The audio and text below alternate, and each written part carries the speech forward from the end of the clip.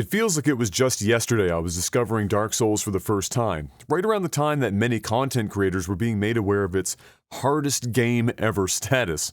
There was something very different about the game that other games just didn't have, and it wasn't just the unorthodox control scheme or nearly entirely hands-off storytelling methodology. It had that elusive X factor, and while I'm sure there's a good portion of that could be said to have come from the allure of being able to say that you beat it, that wouldn't really do it complete justice. What was abundantly clear, of course, was that From Software had something special on their hands, and they'd go on to capitalize on it in a big way, garnering an ever-increasing fan base that pulled them up from cult status to the mainstream, and also, inadvertently, creating an entirely new subgenre that has become one of the most popular across the industry. With so many successful titles under their belt, I certainly wondered how they would go about expanding and improving upon the formula. How do you outdo the likes of Bloodborne or Sekiro? Enter Elden Ring, a game that, long before its release, already had bordering on mythological status and expectations to match. Up front, for those interested, I started and completed this game in April of 2023, meaning I had a slightly different experience perhaps than those who played at launch. And while I'm aware of some of the changes that were made both in terms of gameplay and bug fixing, I won't be talking about them in that context. I'll just be reviewing the game in the state that I played it. I was also, with great effort, able to miraculously not get spoiled on anything despite my delayed playthrough, and I knew nothing more than the odd character name as they were placed in advertising and whatever else. I don't know if that kind of luck will ever happen again, but I'm happy it did for Elden Ring. I'll also note that I played entirely offline and did not play any of the PvP content that's available, though I've heard that if you've played Dark Souls PvP in the past, it's more of that, with some extra bits added post-launch. Well, here we are again, eating at the house of Miyazaki. As per usual, I had to fight an oversized beagle wielding an axe to enter the dining room, and the decorators really did a fantastic job setting the ambiance, but what to wear? Well, we've got many of the usual options to choose from to start with, which have different base stats and starting equipment. We can be anything from a samurai to a contestant on Naked and Afraid, which, given the circumstances, seems remarkably appropriate, so we'll go with that one. Now, bad jokes and analogies aside, Elden Ring has the most in-depth character creator in the franchise we've seen to date, and while you're unlikely to be spending an enormous amount of time looking at your character from any position that isn't face down in the mud, it's always good to be dressed for any occasion, especially your funeral. Once you've made your choices and pressed the go button, you're treated to a shocking amount of exposition for a Souls game in the form of an opening cutscene. You, along with a few select others, are a resurrected Tarnished, presumably because you haven't been taken out of the cabinet in a while for a good polishing. Unfortunately, the only thing worse than being a Tarnished in the lands between is being a maidenless Tarnished, and guess what? You're not just exhibiting fatherless behavior. Your mission, should you choose to accept it, is to overthrow the current status quo and become the new Elden Lord. In order to do so, you're going to have to, unsurprisingly, run rampant upon the lands between and take out a series of very important people who each have a piece of the shattered Elden Ring. Theoretically, this would be in the best interest of, someone at least, and so, ironically, with the power of rebirth granted to you by the powers that be, which you are to overthrow, off you go to stir the pot, get the locals talking, and maybe catch the attention of a maiden in the process. Awaking in what appears to be a church, you pull off one of two mini Elder Scrolls IV Oblivion moves as you walk outside to have a taste of the overworld revealed to you. As is tradition, you quickly come upon what would be a boss, I suppose, and unless you're that person who beats Dark Souls with a Guitar Hero guitar using only your teeth, you're about to get tuned up. Luckily, this is intentional, like everyone's favorite canned JRPG boss fight deaths, and serves as a way to bring you to the real starting area, so you can maybe learn how to swing your weapon a bit.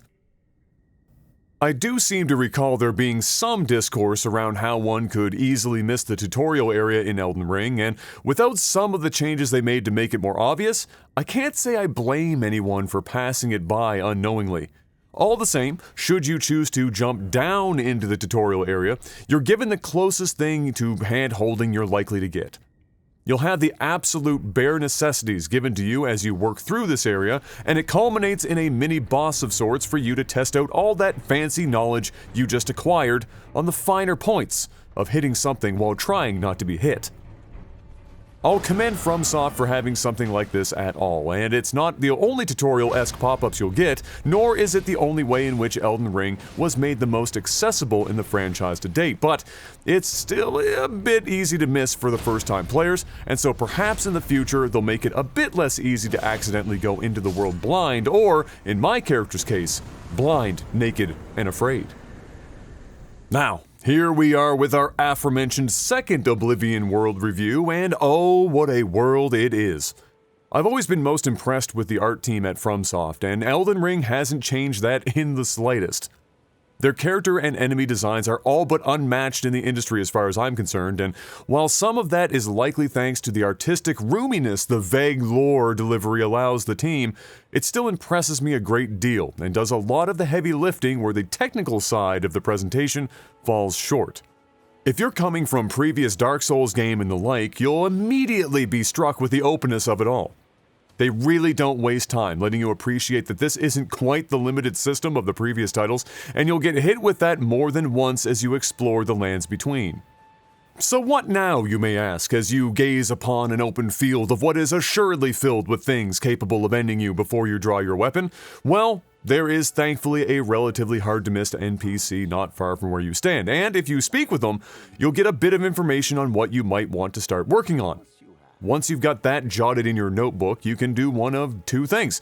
Listen to what you've just been told and head northish, or be like me and completely miss the point while going somewhere else entirely and not engaging with the intended first major boss battle until you're 50 hours in and unintentionally capable of clapping them mercilessly. The choice is yours. Honestly, that's one of the big things about Elden Ring. Choice. For those perhaps unacquainted with the franchise before Elden Ring, and this is your first dipped toe, so to speak, it wasn't always like this. While you could certainly do some things in a less than intended order or optimal order, previous Souls games were relatively linear in nature, and, as such, you were railroaded far more than you are here. Elden Ring flirts with the boundaries of the Elder Scrolls, and is one "you're on your own, good luck" message away from stranding you in Sedanin. For the younger folks, that's the opening zone in Morrowind. This is both amazing as it is terrifying because these games are usually hard enough as is when you're less capable of going where you're not supposed to go yet, but now you're nearly completely off leash with few exceptions, and it's a very different paradigm indeed. Thankfully, FromSoft has mostly handled this deftly, and aside from getting turned into shrimp paste, there's no real downside to accidentally meandering into areas you are nowhere near prepared for. This also means, if you're adventurous enough, you can simply take on the challenge or attempt to run through for loot ahead of schedule, which is certainly not absolutely what I did on more than one occasion without note of my success or failure rate needed. The open world mixed with traditional Dark Souls storytelling doesn't always pan out, however, in that you're still largely getting vague information from NPCs and item descriptions in often hard-to-find locations with quest lines that can be hard to follow even with a guide. This isn't a change from the previous games, but the open world nature of Elden Ring exacerbates the downsides of this storytelling choice. It's particularly a sore spot for me because the world is so full of rich, interesting details in its characters and locations, which, if you're lucky, are also sparsely explained should you put in the work to dredge up the details and stitch it all together. This creates an environment where, when you do come across an NPC that looks to be part of a quest, you want to figure it out because you often want that extra sliver of world and character lore you'd miss out on otherwise. This wanting for more but being left out in the cold is further highlighted by quests that can be failed at certain times, often without much knowledge of when or why that would be the case. Furthermore, and perhaps most unfortunate of all, is that some quests present it as being viable to start or complete when they are in fact not, leading to the player possibly canvassing the world for ways to advance a quest that's no longer possible to complete. Where there would ideally be one or more ways in which a player could discover such quests are in a failed state, there is nothing. And so, it would be nice if in future games these things could be taken into consideration. I get the sense that FromSoft are seemingly walking some self-imposed line of not hand-holding for the sake of maintaining some sort of mystique and challenge, but stuff like this isn't really diminishing that goal and would help players navigate an already vague enough world. What exposition and lore you do get, however, is a mixture of typical FromSoft dark fantasy and a noticeable dash of one Mr. George R.R. Martin, who famously was attached to the project publicly early on, and whose involvement drove anticipation up even further.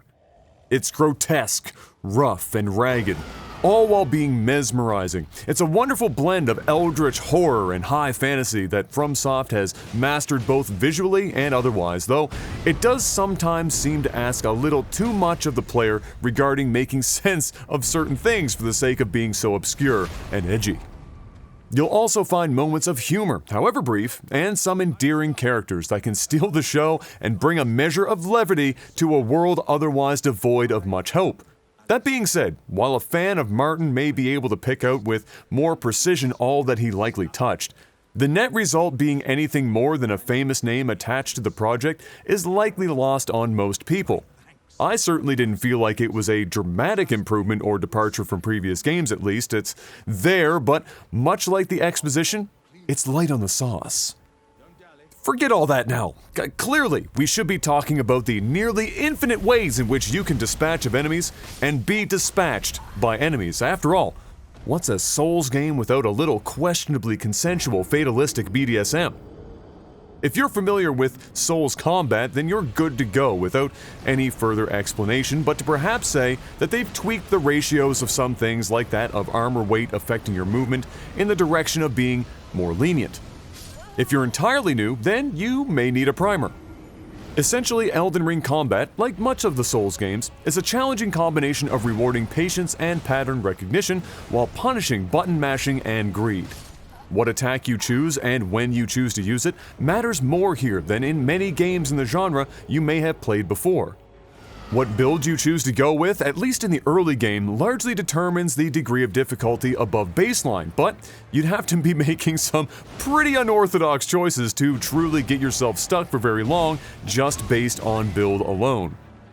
Elden Ring is more even-handed in many regards than its predecessors, and so for that and other reasons, it's also the most accessible game in the franchise yet, serving as the best starting point for anyone uninitiated in the worlds of From Software's Souls games. Hitboxes remain pretty tight, which means you're usually able to avoid damage in varying ways beyond just dodge rolling, and enemies are varied and combat situations can change wildly just based on the number of enemies and enemy types any group may have. Bosses are also varied both in style and difficulty, though there is some repetition which I'll get to shortly. Some of the more combat tangential changes include a crafting system for a plethora of items that you may or may not ever use unless you're particularly curious or feeling adventurous, talismans which provide certain benefits to suit your playstyle, and spirits, which are essentially NPC summons that you can choose to bring into battle when permitted to help you turn the tide. Spirits in particular are a potent addition that both makes life easier in nearly all the areas you choose to use them in, much like in the still present player character summoning options for those in online mode, but also clearly presented a bit of a balancing problem for From Software. Listen, video games are really damn hard to make, and when your series is as successful as FromSoft's Souls games, it can be even harder to keep the train going and in the right direction. These games are known primarily for their difficulty, and so when you're a half dozen games deep, it gets more challenging to keep that expected level of challenge, specifically for players who have played all that came before. For me, Elden Ring is the first of the franchise to really start to show the battle scars of this balancing act. Perhaps the most universally acknowledged design nitpick is that after years of a certain battle cadence, the solution was to alter the cadence of attacks as such that it subverted the muscle memory fans had acquired from games previous.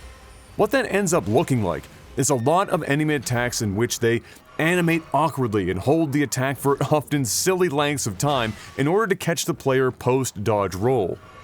This is more of a fix for returning players, and for new players that haven't known differently, it isn't a particularly nagging design choice unless sometimes goofy animations are off-putting. What would likely be a more universally experienced design issue is what I'd call From Software's jumping the difficulty shark. There are numerous moments in which enemy encounters are designed in such a way that, depending on how the AI decides to respond, can lead to essentially no-win situations for the player. It's absolutely a result of trying to find ways to turn up the difficulty without fundamentally changing the underpinnings of the combat system. And while it's mostly been unnoticeable until now, I think Elden Ring is a good example showing that they may need to consider altering course a bit to help find less irritating ways to increase the difficulty. They definitely looked at their options and decided that placing bosses in rooms they were physically too big for was a pretty easy way to add some difficulty given their attacks nearly fill the entire space and the camera doesn't know what universe it's in half the time while trying to accommodate the bull in the china shop. They also checked off the box that says if one enemy type was a rough go, surely 2 or 3 of them in a room would be the answer to their difficulty woes. I'd just love to see them perhaps go in the direction of using their tight hitboxes with less reliance on players having a varying number of invincibility frames to increase difficulty instead of using these tactics, which likely comes across as cheesier to the player. I certainly noted more bosses or general encounters than in games previous in which, because of the nature of the fight's difficulty, I didn't feel particularly proud or accomplished upon achieving victory, a major selling point for this genre. You may find yourself more happy to have a fight behind you than you are that you were successful in the first place, and I don't think that's necessarily what FromSoft is going for. Generally speaking, these are arguably nitpicky in nature, and newcomers to the franchise likely won't think twice about much of it because the reality is that combat is varied, engaging, and when it all comes together, it's a rewarding experience that most other games never accomplish. There is an absolute ocean of boss fights to be had in Elden Ring, and while not all of them are noteworthy, there are some real standouts that will have you struggling to focus more on not dying and less on being enamored with just how absolutely badass the fight is. The sheer volume of possible encounters is something to talk about, however, so let's do that. You're gonna have to excuse my French, but Elden Ring is huge! This is the type of game where just when you thought you were rounding the corner, the track opens up and you discover you've barely left the starting block. The scope of this game compared to its predecessors is almost comedic, and while other games in this genre scope up without scaling density with it, Elden Ring does not skimp on the meat. This game is beefy. Perhaps too beefy for its own good sometimes. While Elden Ring is undoubtedly a staggering accomplishment, it doesn't completely get away with all this ballooning. You will find yourself fighting bosses or high-level mobs sometimes several times over in different zones. Much use of the "this is a boss now, but a regular encounter later" was put to use here. There are even, though loosely covered by lore, major bosses you can end up going toe-to-toe with more than once. For all the amazing work that they did to keep variety high, these instances do take away from some of what made bosses in this franchise special, in that typically they were just that. Special, and more or less one of a kind. Pulling back on the scale of their next title by, let's just say 20% to increase the quality of the other 80 may eliminate the need for such repetitious situations. I want to feel uniquely decimated by these monstrous machinations of Miyazaki, not pestered with the repeated kicks to the groin! Make me feel loved, damn it! At least make me feel as loved as the overworld was clearly loved by the art team, because that's the kind of love only Shakespeare could wax poetic about, or at least make up some words to try and properly describe it to middle schoolers of the future who are forced to recite it in English class.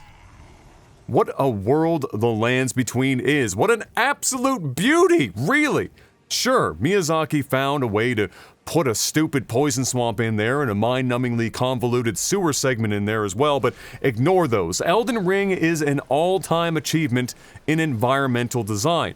As incredible as the character, enemy, and weapon designs are, and they are incredible, the environments you'll traverse and do mortal combat upon are beautiful, sweeping, all-encompassing, and sometimes awe-inspiring. Elden Ring might not be the prettiest game from a technical perspective, but art direction always trumps raw graphical fidelity, and art direction is what Elden Ring has in spades, clubs, hearts, diamonds, or any other card types you may or may not subscribe to. You don't even have to do it all on foot either. You are thankfully entrusted with the one true, totally not a horse, but also a horse named Torrent, or, as I like to call them, Steve. Steve has some overworld-specific interactions to help get around, can obviously traverse some places you couldn't on foot yourself, and most importantly can inadvertently send you to an early grave over a cliff face at will. Great horse Steve is. Can't emphasize just how much of a horse Steve is. Definitely one of the horses of all time. What a pistol!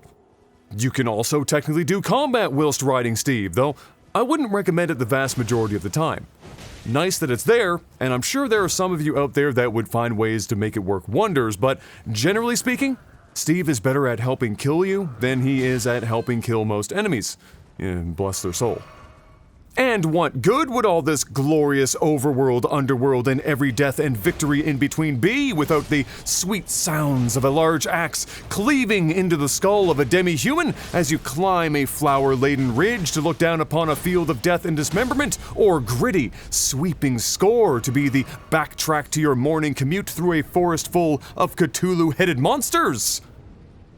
Elden Ring certainly brings the familiar, visceral sounds of its predecessors, and while the soundtrack isn't a complete grand slam, it's awfully close. Sometimes, musical scores need to stand out, but other times, it's more important that they play a supporting role in a more collaborative effort to make something that much more impactful. Most of the music falls into the latter, but make no mistake, there are tracks in here that refuse to take the back seat to the action and are as memorable as the fights or scenes they accompany. If you've played FromSoft Souls games in the past, you'll definitely hear familiar sounds, much like you'll see some familiar things, but this isn't an issue, and is without question a necessity when trying to produce a game this size in a series this storied. As mentioned already, Elden Ring really is an accomplishment in every sense of the word. It's such a shocking leap in both scope and density of content compared to the games that From Software has made in the past that it poses the question, where can they go from here? Assuredly, it would be difficult to go backward very far in either respect, and that poses its own challenges. New expectations are set, and not everything has been ironed out from the core formula previously to this monster. That's a thought for another day, however, as the reality is that Elden Ring is one of the greatest achievements in gaming we've had in a very long time. It's the work of a studio who is firing on all cylinders and in their lane, a lane that they largely created for themselves, and now others.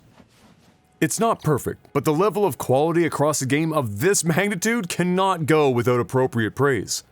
Other developers were already chasing the From Software dragon, and with the release of Elden Ring, the dragon waiting to be slain is undeniably bigger than ever. If you've been waiting to get into this whole Dark Souls type experience and have been uncertain where your entry point should be, then great news. Elden Ring is the answer. If you're a returning fan, you are likely to be elated with the immense amount of content you love on display here. Don't be maidenless any longer than you have to be. Elden Ring is a generational milestone not many seasoned gamers will want to miss out on. Hey everyone, thanks for watching. If you enjoyed this video, make sure you give it a like, subscribe to our channel, and hit the bell icon so you're notified when new content arrives. Want to support Critical Hit more directly? Visit us at patreon.com/criticalhit with a Q to do just that and help us stay as ad-free as we can be. Thanks again, and we'll see you on the next one.